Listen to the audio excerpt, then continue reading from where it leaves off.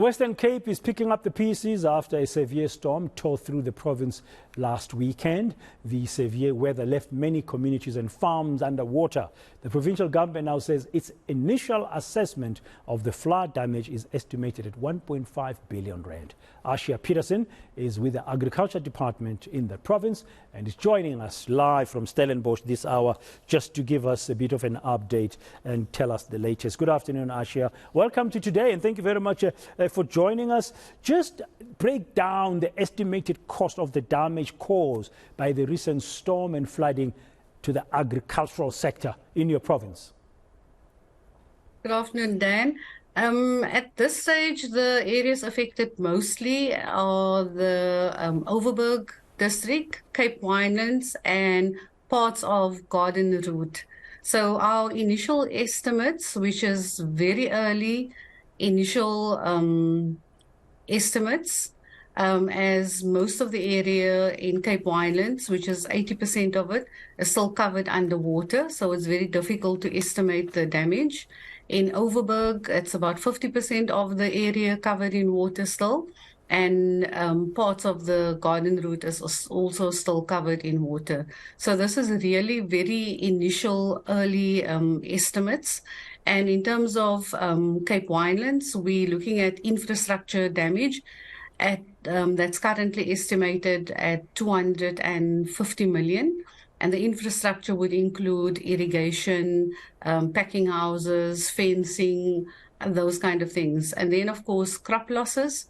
And the major crops in Cape Winelands would be our vineyards, our table grapes, and citrus. And that is 150 million. And then, of course, soil losses. So you know that river banks would have burst, and that would have washed away the river banks, with it lots of sediments, and deposited downstream in our dams and further downstream in our rivers. And that soil losses is estimated at about 400 million. So in total, our initial early assessment for Cape Winelands losses are 800 million. Then when you go to Overberg,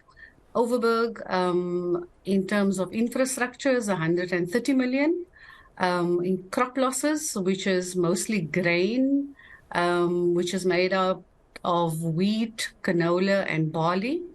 That's about 30 million. And in terms of soil losses, that is 360 million, which leaves us with a total initial assessment of 520 million. In terms of Garden Route, we've got for infrastructure 7 million. In terms of its crop losses, which is mainly grains, as in Overberg, and of course vegetables, mostly cash crops, and that's at 25 million. And in terms of our soil losses, it's also 50 million. That leaves us with 82 million. So we're estimating a 1.4 billion initial assessment, which is a very, very early assessment, and many farmers are still uncontactable and haven't responded to our requests. So we've engaged with the CEOs of Water User Association, irrigation boards, and catchment management agency, and organized agriculture to just provide these very preliminary estimates for us. So it's very early for us to basically indicate. Yeah. Sorry, Dan? Yeah, you're saying it's very early to indicate what? It's very early for us to indicate what the impact of it further down would be in terms of the economy. Okay, but the likelihood of the damage, the cost you just explained, going up much higher than the 1.4 billion rand is very high at the moment. Very, very high, very high. Now, if it keeps on rising, even if now it's still high, 1.5 billion rand is quite a big number. If it goes very high, as we expect, what is the likely impact? I'm just using the estimate you've just broken down for us. What is the likely impact on the rest of the country, for example, and abroad? You've mentioned the winelands, you've mentioned the overbag with grain, they like wheat, barley, and so on. You've mentioned the vegetable crops as well. So there's a number of different types of produce that you are speaking about here. What's the likely impact on the rest of the country and abroad? I mean, there's a lot of exports that comes out from the Western Cape. Yeah, definitely. So at this stage, there'll definitely be an impact. But like I said, it's very early.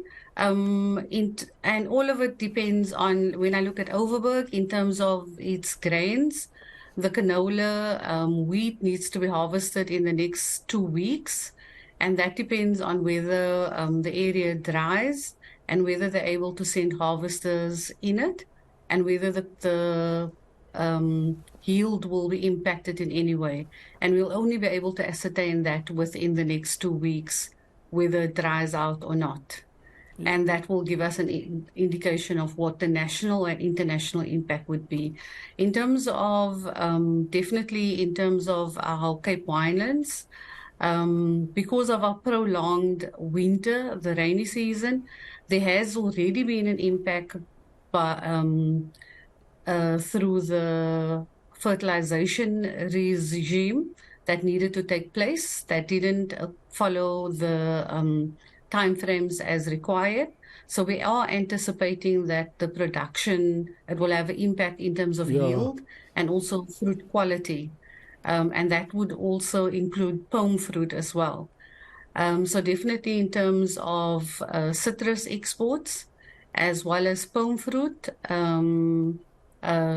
our wines through our vineyards, it will definitely have an impact. We're unable to estimate the extent of it, but it would have an impact in terms of our international export numbers. Yeah, and locally it could lead to price increases or shortages of certain produce. Or has the farming sector in the Western Cape been able to store up much? Because last year you had a good rainy season. Yeah. So at this stage, we don't anticipate that it would have any impact on our local or national food prices. Yeah. Okay. No, thank you very much for your time, Ashia. We'll have to wait and see then for the full impact assessment that you'll be doing over the next couple of weeks. And hopefully we don't get hit hard here locally as well. But that export market is bound to suffer a little bit. That's Ashia Peterson speaking on behalf of the Western Cape Agriculture Department. Now,